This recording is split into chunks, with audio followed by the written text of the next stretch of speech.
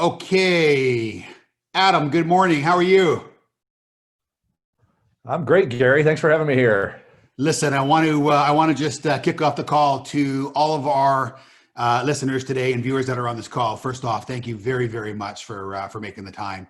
I am super excited today. I do a lot of these series, obviously, but I have a good friend of mine and someone I respect immensely with us today. He is the CEO of Remax International, Mr. Adam Contos. Adam, again, welcome to the show and thank you for making the time. I know you're incredibly busy today.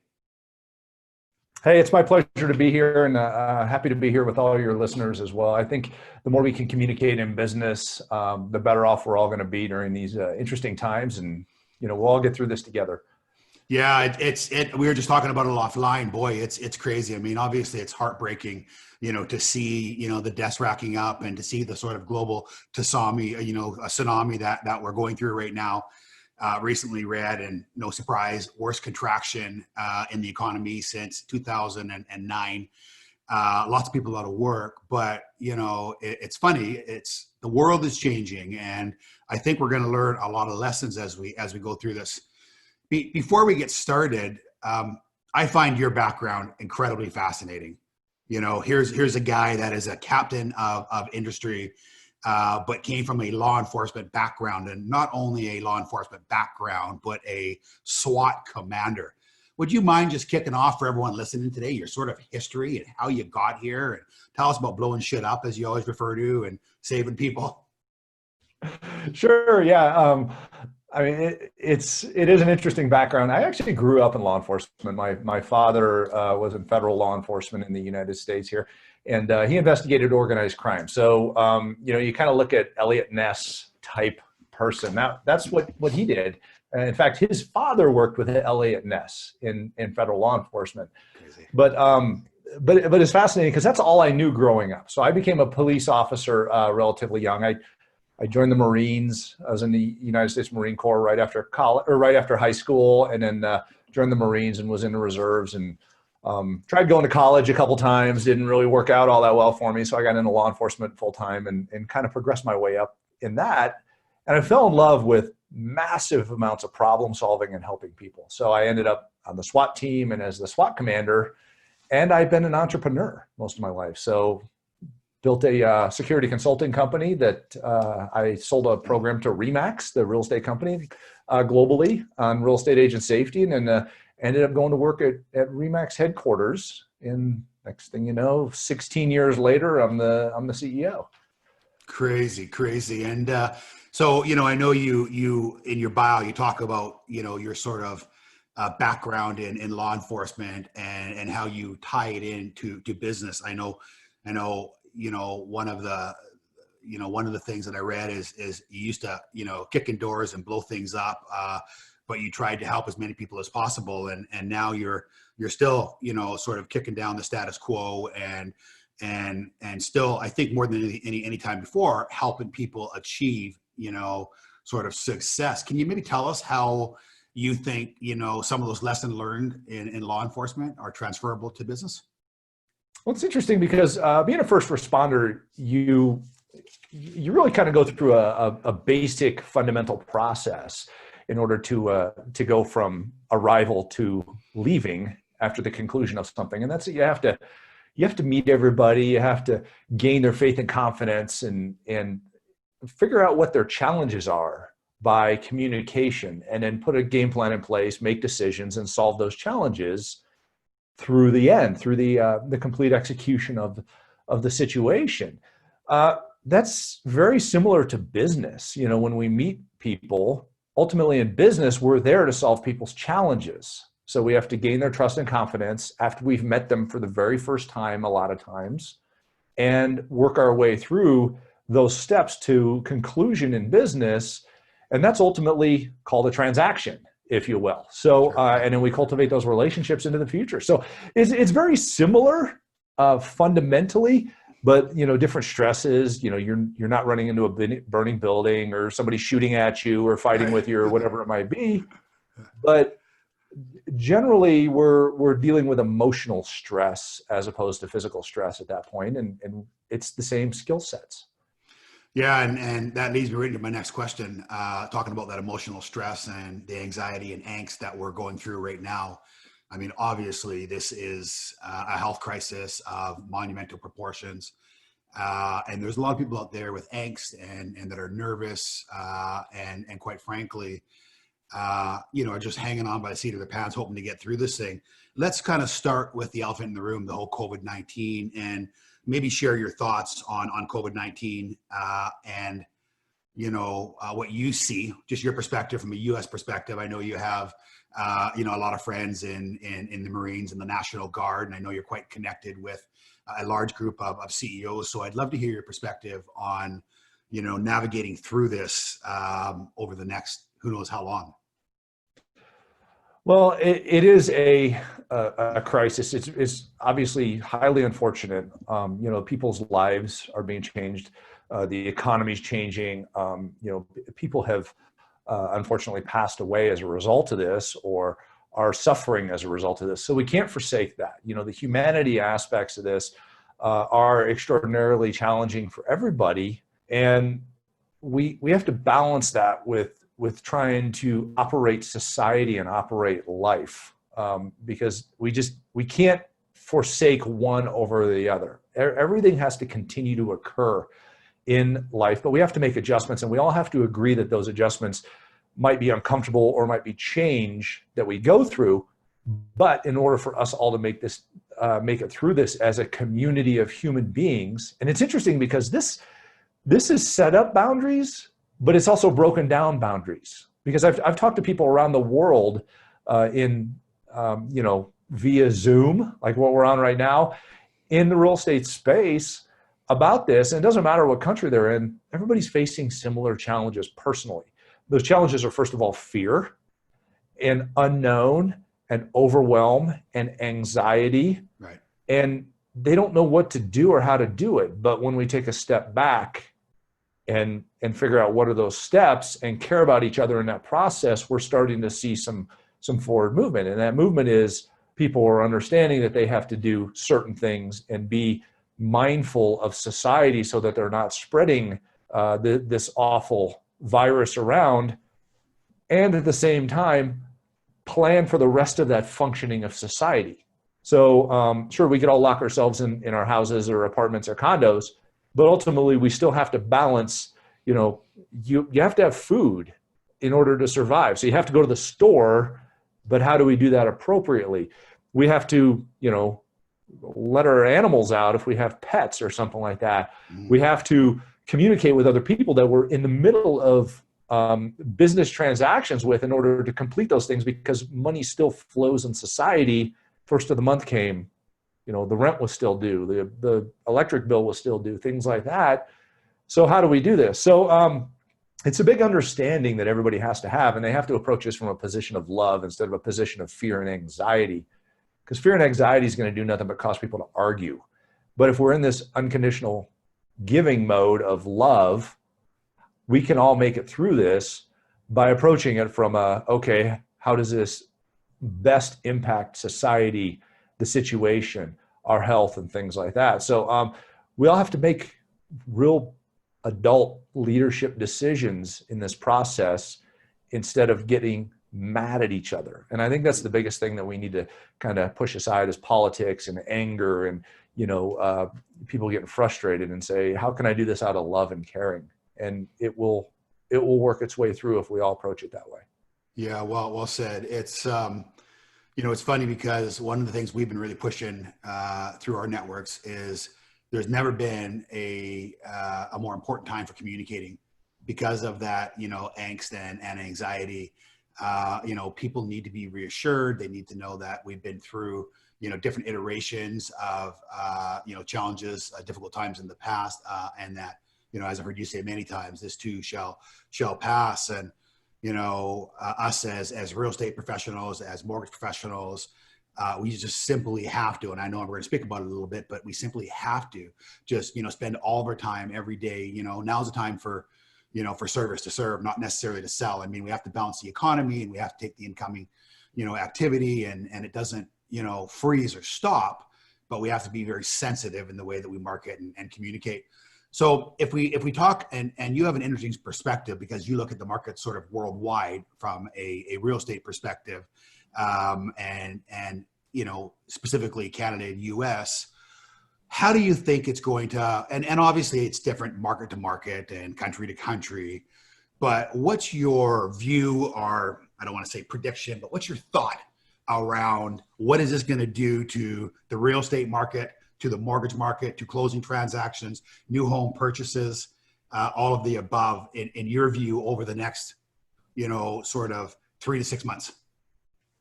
Well, it's a great question, Gary, and you're right. I don't have a crystal ball, but I'll give it my best shot here. Looking at my cup of coffee and seeing what kind of emits from that. Yeah. But ultimately, we are going to see a reduction in our business. We've already seen a reduction in our business, and we're seeing the government trying to figure out where it should be with respect to the distancing that we're all being asked to do or forced to do, if you will, depending on where you're at. As well as the balance of societal health. And here's a reality of this. If we all don't stop spreading this, it will continue to spread. I mean, just, fact of life. It's on us to make this thing go away. The government's going to do the very best that they can, and they're going to test and they're going to come up with a vaccine, but the vaccine is still months down the road, probably after the first of the year, but it's up to us between now and then to stop the spread of this thing and flatten that curve, if you will, to use a very popular term. But until then, it is going to impact business. That being said, business will still happen, and it is still happening. So how do we make that happen? Well, we have to understand that there's a sea change that is occurring in business. Now, what's a sea change? And it's SEA change. It's a term for a paradigm shift. And a paradigm shift is occurring that is never going to go back. Mm. Most things that are changing right now substantially are not going to go back to the way that they were, that we did business in November, December, or something like that. In fact, February was in the US was kind of this massive upward push of mortgage, of real estate, things like that. So, we're very fresh off of a peak right now. So we have a chance to make some changes and not feel the pinch as much as we possibly could, as a gradual slowdown. We went like this, and now we're going to go like this, which we're starting to see. Everybody's seen that this first week, especially with the new unemployment numbers and things like that are just coming out. So what we know are a few things. One, there are homes being bought and sold, and mortgage finance, things like that is occurring almost 100% virtually. Some places it's not completely virtually. Some places it is almost completely virtually. And a lot of it is based upon regionally what the government, the regulators, things like that are allowing to happen. But we are seeing regulators that are going, hey, wait a second. I think it is time for me to change this. Do we allow complete electronic conveyance to occur? Do we have the cybersecurity in place for us to make sure that these things are appropriately occurring without the risk happening? And by the way, we are seeing a lot of predators coming into this. Cyber predators are coming into this, so we have to be especially careful. And that's just going to continue. These are all the new norms, by the way. Kidding. So we're seeing. I watched a drone video of a drone virtual tour the other day. I mean, on a home in Turkey, by the way. Yeah. So these things are occurring. They're adjusting. We have to be open-minded to this and not go, oh, it can't happen that way, because it can. It can, and people are testing it. People are trying it, and we have to be open to how do we make this happen. Keep in mind, this is not the end of the LO or the agent by any means. In fact, I see this as the need for a higher level of expertise right now, because there are more little intricacies that could fall apart in this process. And it is more dangerous and it is more elusive to get to the closing table. So I think it's going to be harder to do just a person-to-person cash deal or, a for sale by owner or something like that than it was before, because of all these different sea changes that are occurring in the industry. So what is going to change? Well, we already know on the front end that how we speak to the consumer is changing. In fact, we're going back to how did we speak to the consumer in the 1950s and 1960s, which is human to human as opposed to marketing, marketing, marketing.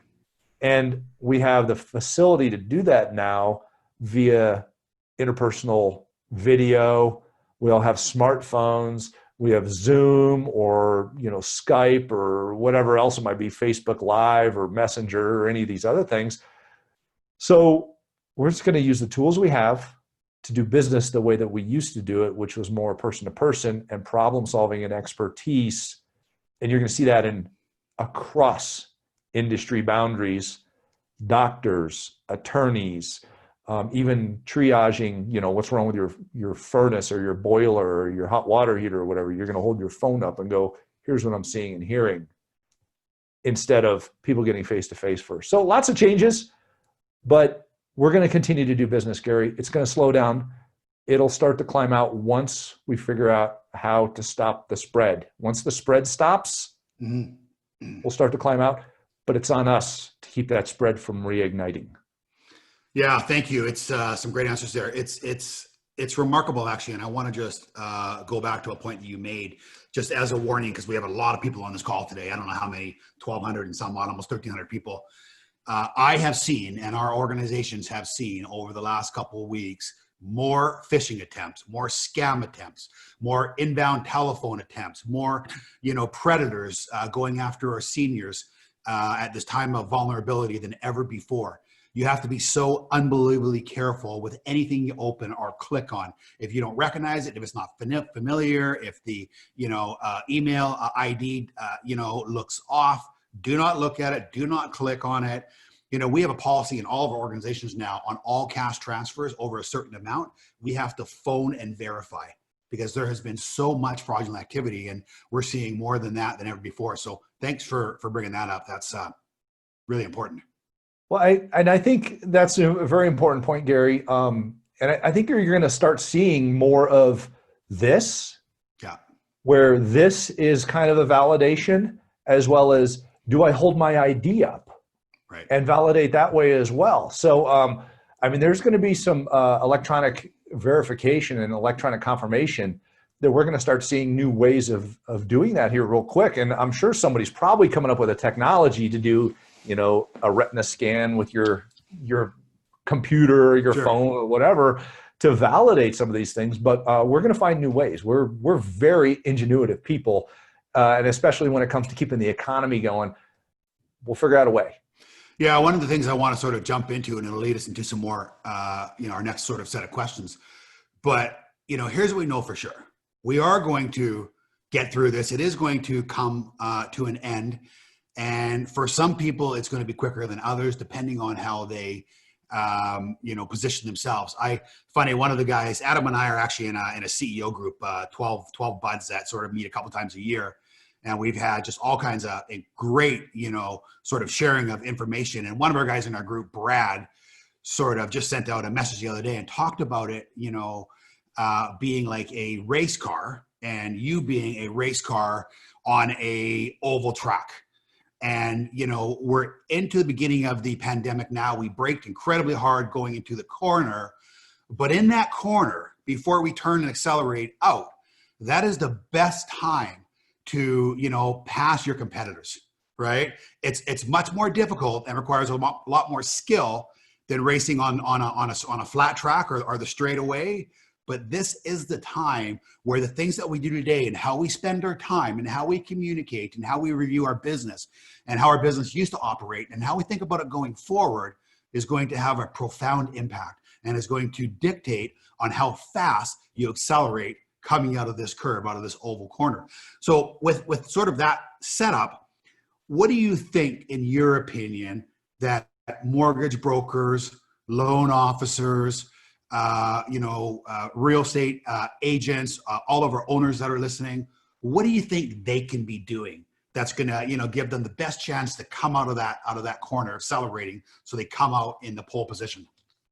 Gary, I love this. I love this question because this is something that you and I are actively engaged in all the time, man. Right. And by the way, I mean, Brad's a great guy, and I love the communication that we have going on in our little group. It is daily for everybody listening, and some of this insight that you gain from different business leaders is unbelievable during this time.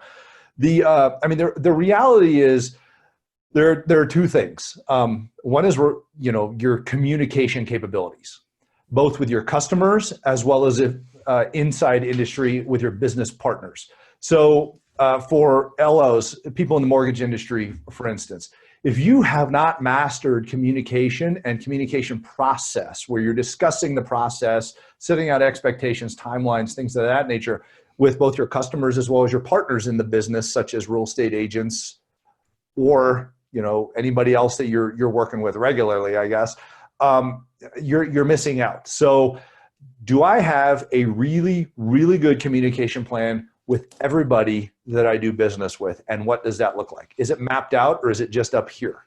Because you got to map it out. You've got to be able to look at it and go, here are the steps and processes and the expectations that I put forth in this, and we communicate these things freely. The second one is, how do you communicate? Because the fact that we're socially distanced right now, and I mean, more than anything, we're physically distanced right now, is a test of our ability as human beings to be away from each other and to trust without seeing somebody. And if you can see somebody and you can understand what their intentions are, what their values are, what they're about, can you see their smile, their eyes, their heart, how they hold themselves when they're communicating with you? All that's important. I mean, really, we're visual people. Right. So if you can hear them, you can see them, and you can read what's going on, you've kind of closed this loop in the how of the communication. That part of the communication is the relationship part, the emotional part, which, by the way, is 90+% of the communication, okay? So there's a difference between reading, and you'll notice that most reading is stories.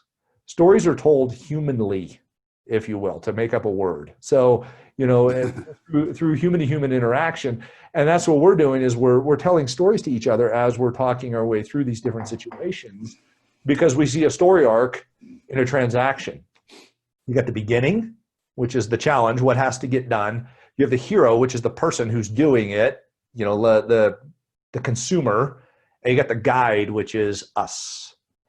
And we guide them through this to the conclusion of that story. And if they can see us and understand that story arc and how we communicate that, win. Mm-hmm. So, ultimately, it's going to boil down to who's the best at touching their consumers emotionally, human to human, frequently building relationships that way. Because those that don't, we got leaders, we got hiders. Leaders are going to win. Hiders are going to fall out of the business. Yeah, love it. You said something there that I'm such a firm believer on. You said it's like we're going back to the 50s or 60s, the way we used to do it, and the old school face-to-face communication. The only what makes it so great right now is that we have that, and we know the impact that's going to have on our business coming out of this curve, but we also have social media and we have technology.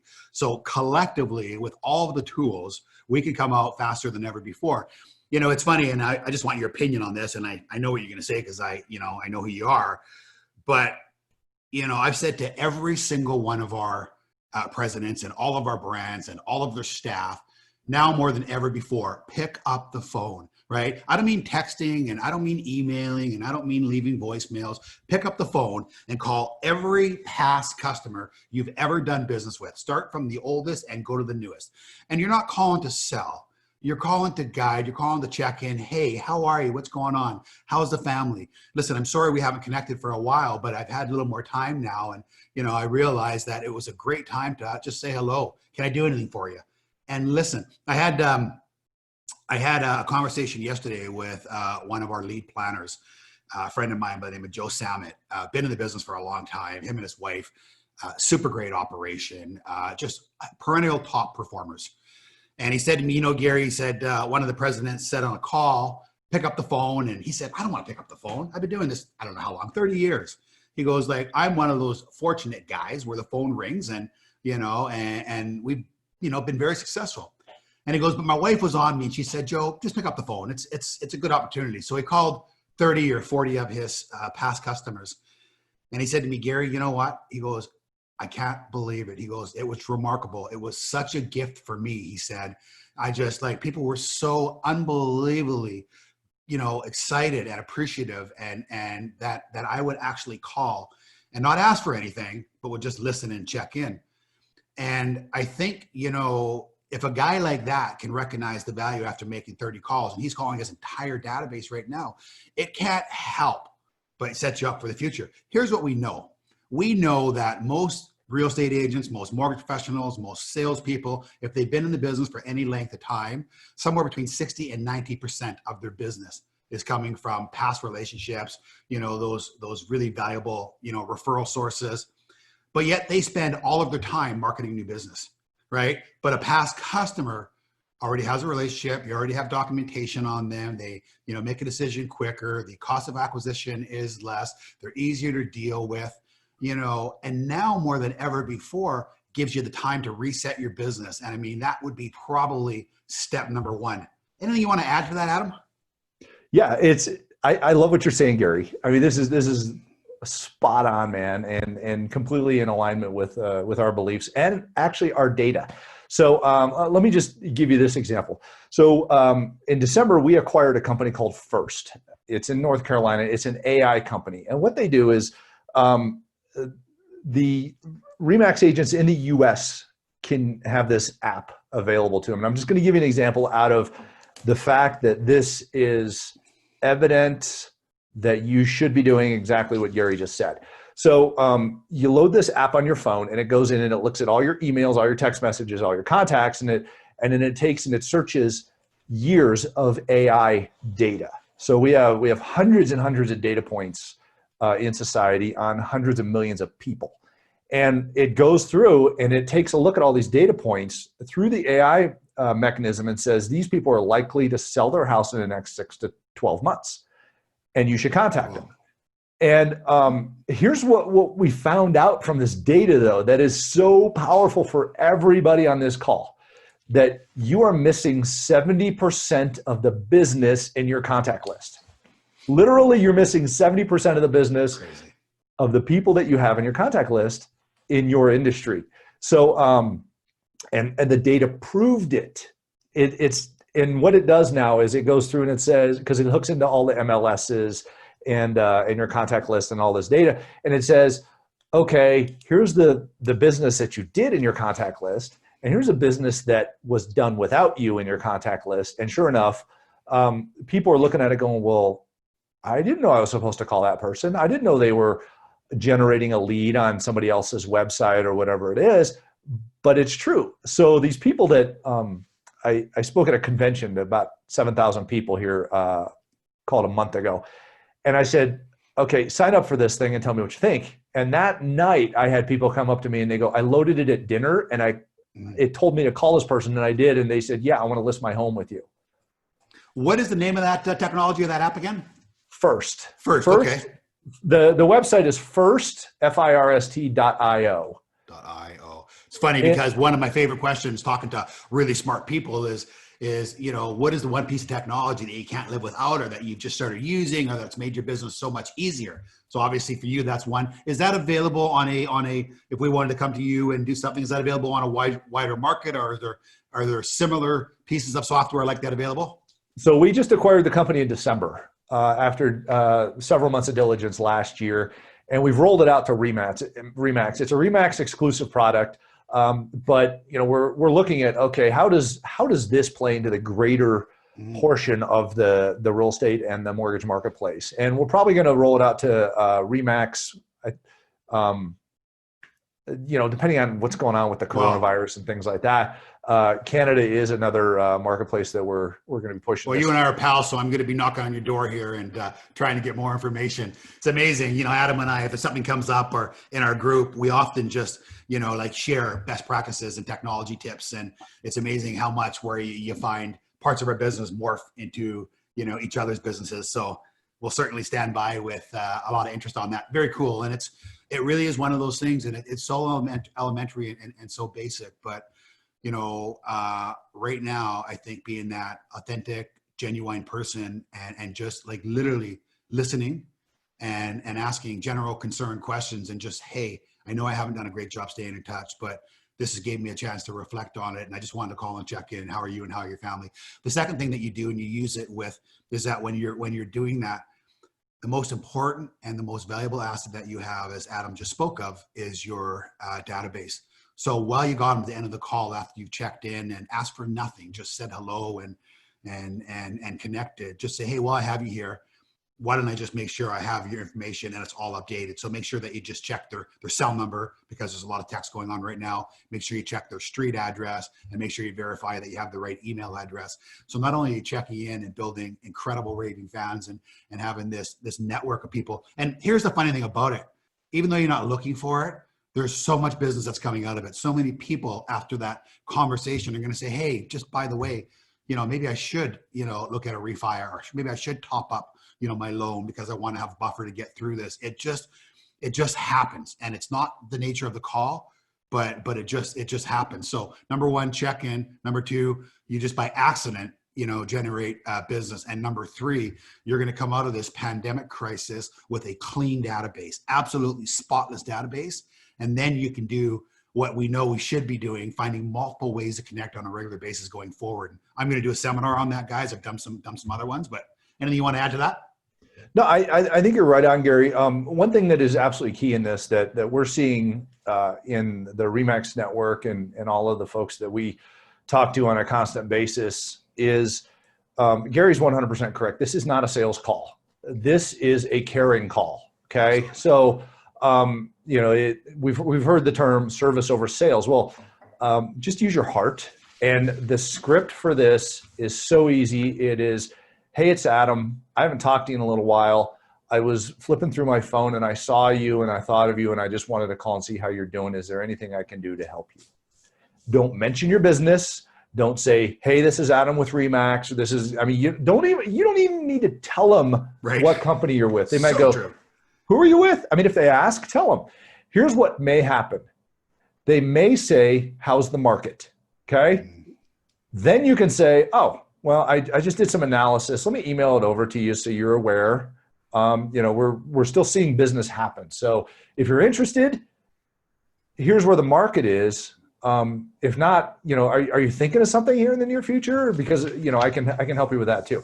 But if they ask, then you can give, but don't give to close. Okay. Don't give to close. Don't give to start the transaction. Give to help them gain knowledge and value.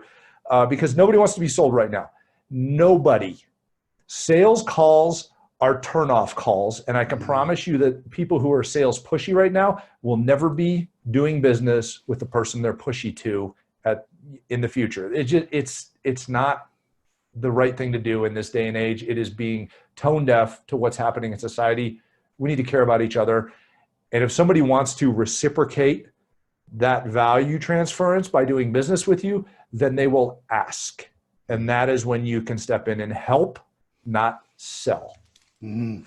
I had a phone call yesterday from a guy who calls me every couple of years, and it's just in my vortex. It's not on my list of priorities, but he called me yesterday, and I actually gave him, I gave him a little bit of grief, right? I just said to him, dude, you know what?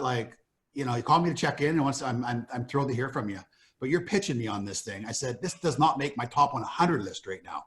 So your point is incredible. And one of the things that I want to talk about, and I don't know if there's a magic to it or a method to it, or if you're born with it, or if you develop it, but one of the things that's incredibly special about you is your attitude. And I don't know, like if there's tricks or tips that you always, see the bright side. You always have this immense introspective, sort of reflection that shines on the outside. There just doesn't seem to be problems. And I know you, so I know there is. You have 3 teenage kids at home. We have, stuff going on all over us. But how do you work on your attitude? How do you shift it? Like, what do you do to always have that, that Cheshire grin and that great energy?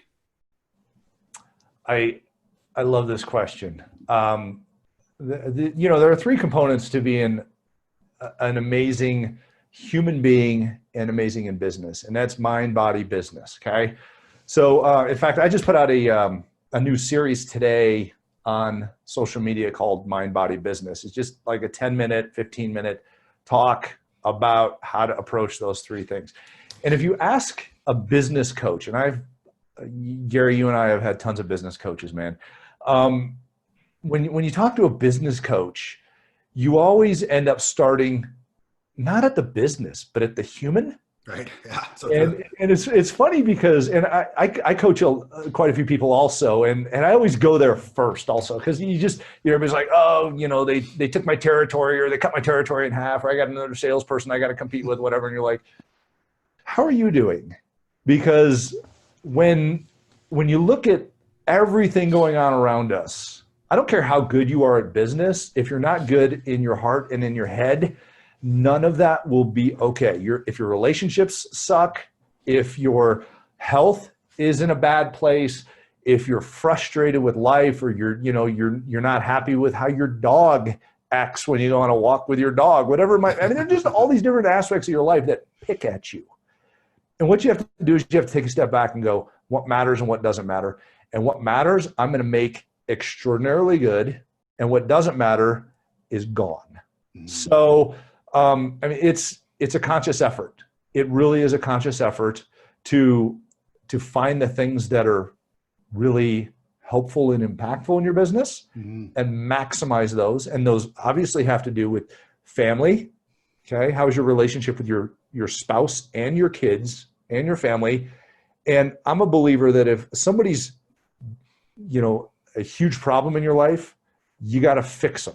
You got to fix that problem, and communication fixes that 9 times out of 10. You're going to have some freaky people in your life you just need to get rid of. Okay. And if your relationship with your spouse is horrible, you need to consider, okay, if I can't fix it, what do I do? Because you can't live in misery, for crying out loud.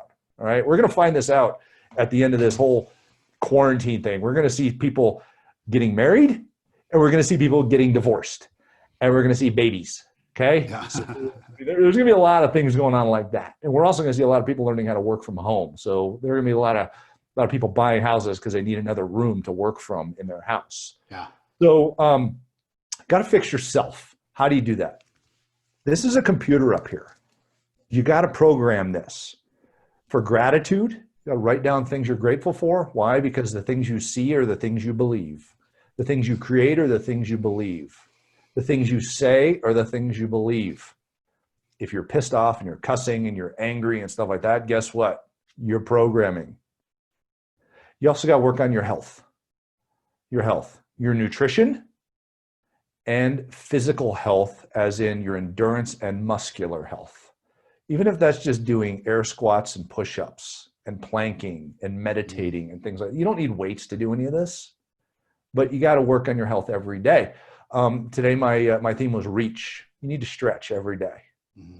And you need to reach your mind by learning every day, because a growing mind is a happy mind. It's a mm-hmm. prosperous mind. Mm-hmm. It's not a fearful mind.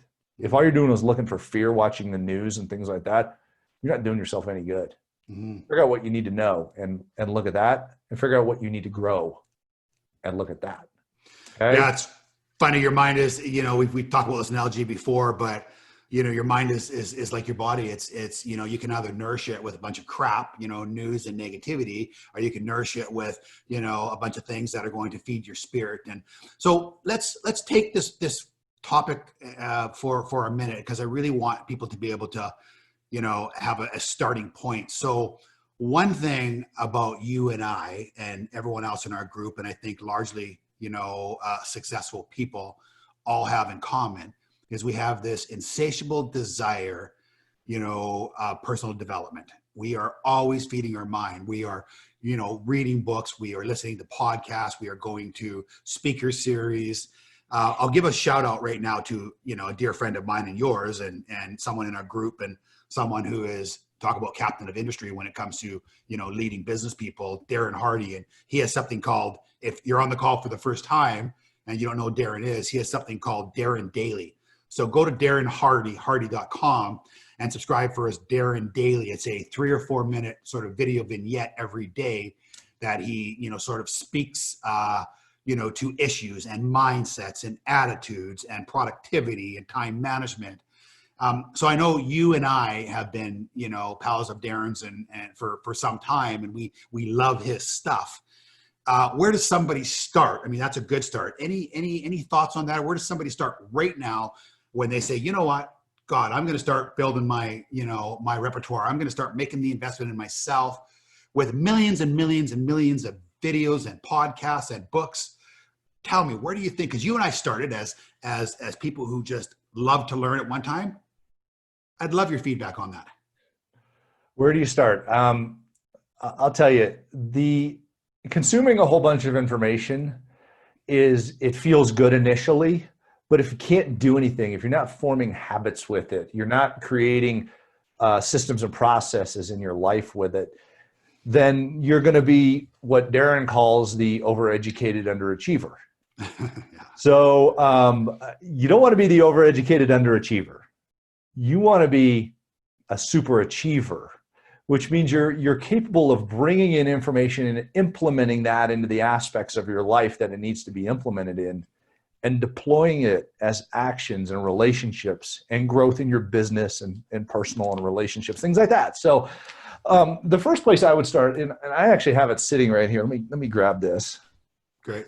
All right. So you mentioned Darren. There you go. The compound effect. I would actually, I mean, this is just a blind endorsement for this. We didn't plan this. I would start with this book. Why? Because it's the foundation for building success. Success is not built with one action, one learning item, one activity, whatever it might be, one transaction. Success is built in teeny tiny little movements every day, be it more calories or less calories, more physical exercise, less, more drinking water, less, one more cocktail, one less cocktail. I mean, it depends on what your life is. One more phone call to somebody in your community or your contact list or something like that, one less phone call. All those things add up, thus the compound effect. Adding $1 to your bank account, taking one away.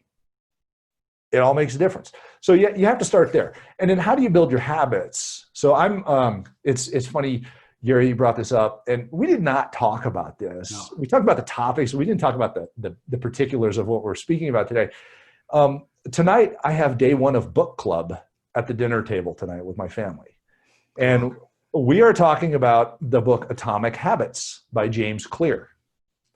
Great book. And this is if you take the compound effect, you understand what it does holistically, and then you take Atomic Habits, it talks to you about how to do those things and some examples of those things to put into your life, such as the concept of Kaizen, 1% improvement, or as Sir David Brailsford from the British cycling team said, the aggregation of marginal gain. So aggregating little tiny things over and over again. It's not about the one transaction you did as a salesperson or as a representative. It's about all of them that added up in order to create amazing change in your business. So you've got all these different things. So, I mean, those two books would be where I would start.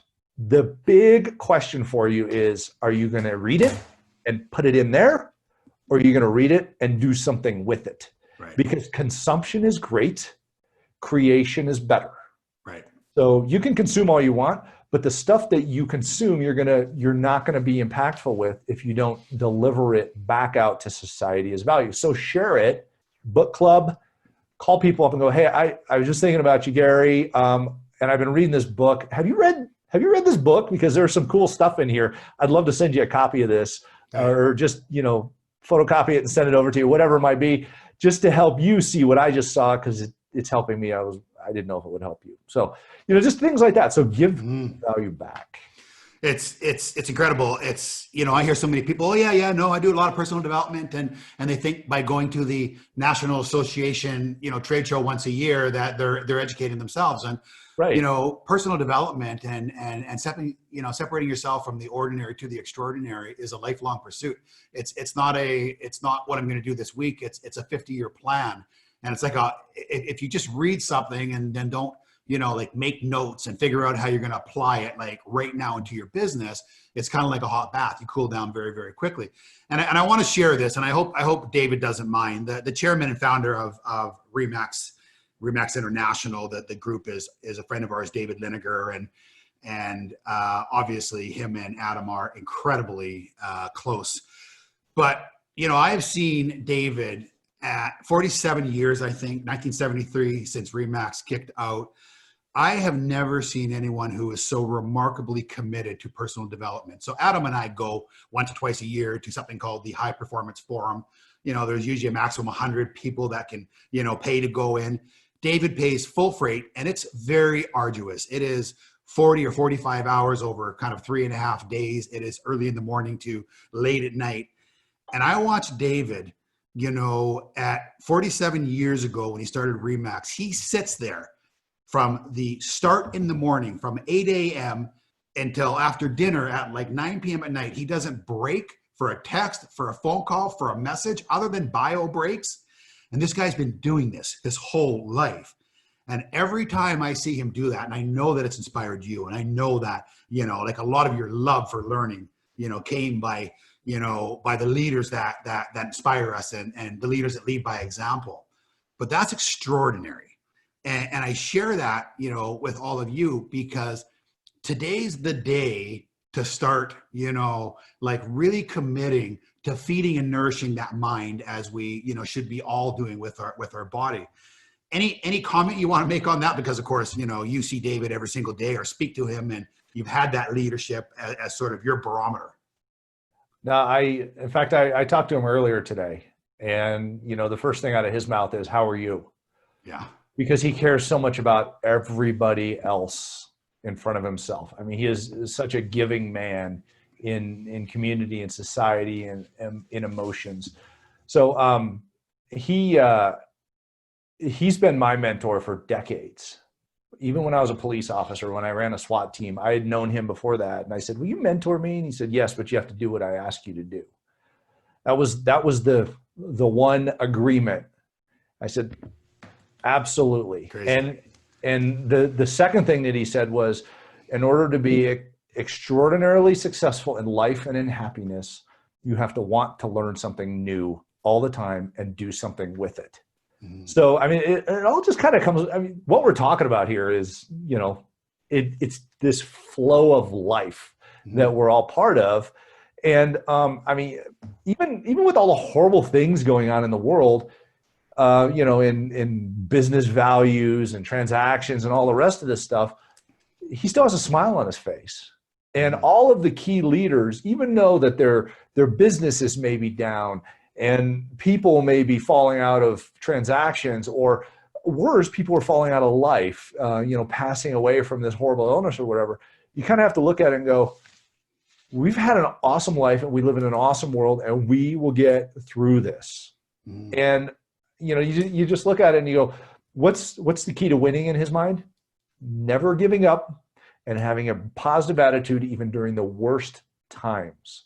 So, I mean, it's incredible. And you're right, Gary. It's funny because he comes in to those meetings. He wants to be the first one in the rooms because he wants to. I know. It's crazy. He just takes his book and goes and sits in the front. And you're like, yeah. All right. A good leader does good things, and other good leaders mirror that. We have mirror neurons in our brains. So we want to model what we believe to be successful things. So if you see somebody that's successful, if you see Gary doing something, do it because it's working. And I mean, he's doing it part for himself, but he's also doing it part for you so that he models the behavior that he thinks other people should participate in. One of the things, just quickly, if you haven't read it, go online, order it. It's a book called Everybody Wins.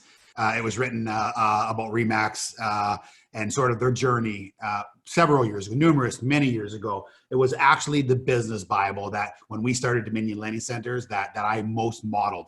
It's a fascinating read. And it's a fascinating read because it really highlights tenacity and never giving up and, overcoming extraordinary challenges, whether it's regulatory or government or market or competitors. It's something that I've had all of our people read. It's phenomenal. So I want to just quickly, I want to maybe wrap this thing up in 9 minutes exactly. And I made 5 or 6 takeaway points that I want to get through. So everyone on this call can have 5 or 6 points of what they can be doing right now. And after each point, I'm just going to give Adam a second to maybe make a comment on it if he likes. But now is the time that champions are made. Now are the times that leaders get to lead and inspire others and build those formidable relationships that aren't built on new business, but are built on new habits and new relationships and personal connections. So what you do between now and when we come out of this pandemic is going to largely shape your future.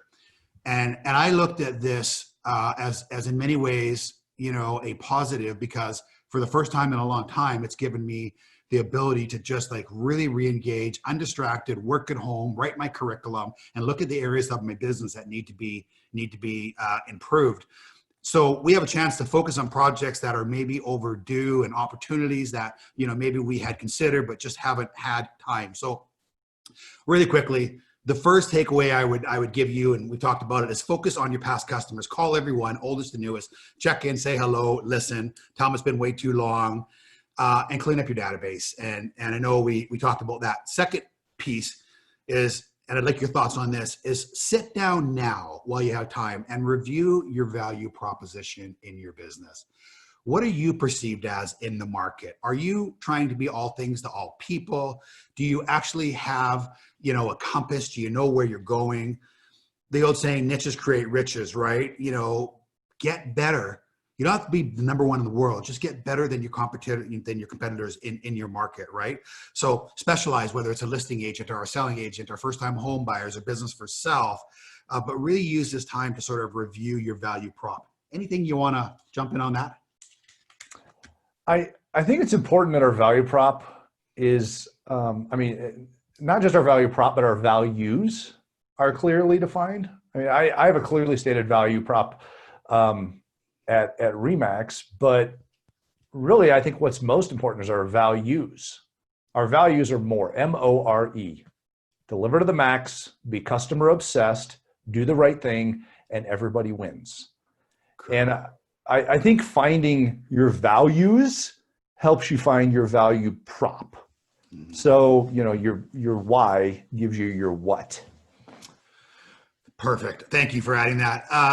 The third thing would be to kind of review your consumer messaging, right? Like, how are you, communicating out there? How are you building,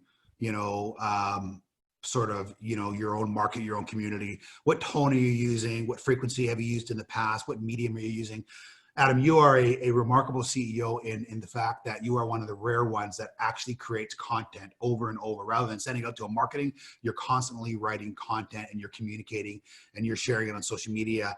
And if you're on this call right now, and if you've had sort of the mindset of you can't teach an old dog new tricks, or I'm too old to learn social media, or technology, I promise you're going to be chasing the bus rather than driving the bus going forward. So I need you to review every way that you communicate, and I need you to add at least LinkedIn, at least Instagram, at least Facebook. Do you want to just talk to reviewing your messaging, and more importantly, the different metrics that you use to spread the word? Sure. A couple things to notice here. Gary touched on a couple of key points. One is, go back and look at your messaging. Is it sales messaging, or is it genuine relationship messaging? How do people think? People don't think in a sales pitch, okay? Sales pitch is gone. We've had that paradigm shift now with this whole piece here. And I can tell you the emerging generation does not want to be sold to. They think in two ways, okay? One, as a story. Human beings are programmed to think as stories. So go and check out Story Brand, which is a book by Donald Miller. Read that book. It's really important. It talks about the story arc and the hero and the guide and the challenge and the victory and things like that. That's a new way of looking at how your copywriting is. The next one is copywriting in general. Understand copy. Understand how the psychology of copy and relationship copy works. It used to be called sales copy. it's relationship copy. It's what do people want to hear and why, instead of your features and benefits. Nobody's inspired by your feature and benefit list. Okay?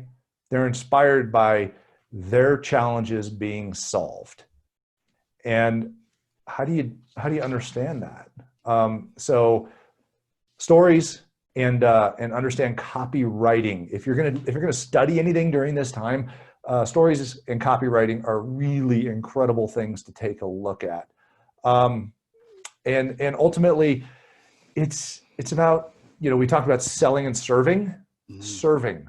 We're in a service business, in a service economy, and a massive shift to reflection on humanity. And that's not going to go away. So it's about caring. It's about smiling. How do you treat the person at the grocery store, at the gas pumps? How do you treat your neighbor? How do you treat other people? I'm praying, I'm hoping, I think it's going to happen that next time we get on an airplane, people are going to love to see the flight attendant. They're going to love to see the ticket counter person. Next time your Wi-Fi goes out at your house and you talk to the person on the phone, you're going to go, thank you so much for helping me. I really appreciate you today. Instead of us having these expectations from each other that create these squeezes on our relationships of somebody we don't even know. So let's approach everything with love and giving there and tie all that in. One thing, and I'll give it back to you, Gary, people cannot argue with kindness, okay? People cannot argue with kindness. Incredible. Wow, dude, you're the real deal. It's thank you for sharing all those incredibly, valuable points. The other thing that you can be doing right now, and I'm going to go through these really quickly, is take this time, because you haven't had maybe as much time or focus in before, is to really know your marketplace and know what, the other participants, your competitors in your marketplace are doing and know, what they promote as sort of their value and how they market and where they market and know their cost and the products that they offer. It's really, really, really hard to, be the authority if you don't know what's going on around you and if you don't know, all of your competitors. I assure you that Adam knows everything that's going on with all of his competitors and their value props and their models, as do we. But a lot of us just get so busy day to day because we don't have, time to get around to it, where we don't actually spend the time to know, who we're, sort of up against in our local community. Any comments on that? I think it's great to know your competitors. It's not great to attack your competitors. Of course. So, some people are like, well, this guy does this and that one does that. Bad form in 100%. Business. It's, we understand the marketplace and we believe that we deliver the very best value that is very best for you. And I think that's really important. But you're right, Gary, you got to know what's going on out there. You got to know your environment. You got to know where the storms are brewing and where some craziness is going on. Yeah. And that helps you adjust your sales so that you can deliver, and I mean sales like sailboat sales, not being salesy. Yeah. So you can be valuable and kind to your industry and to your community out there and be you. Be a good you. Be the best one that you can be. Yeah, I couldn't agree more. It's never about, making yourself look taller by, pointing out the deficiencies in somebody else's model. It's about knowing your model, but, and it's just about being the expert. The last thing, and I have a couple more, but I'm just going to end it with this in the spirit of time. And then I'm going to give Adam sort of the last word. Is I think this might be the most important one is take this time right now to really, truly review your relationships, the relationships with your staff, the relationships with your team members, your referral sources, your lenders, your past customers, how you communicate them. If you don't know, we can't do anything without the quality of our people, people who have sacrificed like we do every single day that truly, make the difference in all of our organizations. If you don't know them and you don't know them by name, you don't know, things about the children and where they go to school, and you don't genuinely appreciate them, regularly thank them, regularly and frequently, recognize them, I promise you somebody else is going to. And, we know how important it is and how valuable they are to our business. And now we have that time to really, work on those areas where maybe we've slid, shore them up, put habits and processes in place so that going forward, you're as genuine as you can possibly and have ever been, and you connect more frequently. Adam, you are a mad scientist when it comes to this. This is, one of your great skills. Anything you want to comment on that? Yeah, I think the key to all of this is be present. You're not present if you're sitting at home hoping this thing's going to pass. The mad scientist is willing to have experiments. Here's my experiment request of you. Put out some videos, because I can tell you, your kindness, your face, your heart and soul, your feelings on video to help people and be part of the community and care about the community. And even if it's just that you're down picking up takeout, you hop on video on social media and say, hey, I'm just proud to be part of this community. We're all in this together. Let's be kind to each other and we'll make it through this. Done. Just be present and be a good human. We're all good people, but if we hide, we're not helping anybody. We're not helping ourselves. We're not helping society. We're not helping our community. And I'm not saying go get a big group and share the virus. I'm saying we have an ability right now with all of our technology. If you've never created a video, as soon as you hang up on this, create one, put it out there and go, it's my first video. I know it sucks, but I got it done. Win. So, because I can tell you, your crappy video is way better than somebody else's non-existent video. It's just fact of life. Yeah, absolutely. And your community wants to see you. Big smile, lots of love. And I want to say, Gary, I love you, my friend. It's great to see you. Thank you for doing this for everybody. I probably got more out of this than all of these 1,000 plus over here. Because I enjoyed this conversation. I learned a lot, and I've recorded it here. I'm going to go back and take my notes out of it because it's awesome. My best to you and your family. My best to everybody that's on here. Remember what your mom told you, okay? Be nice to people, wash your hands, don't touch your face, and smile. And we will get through this, okay? Leaders lead, hiders hide. Be a leader, not a hider. And reach out and touch everybody. So thank you.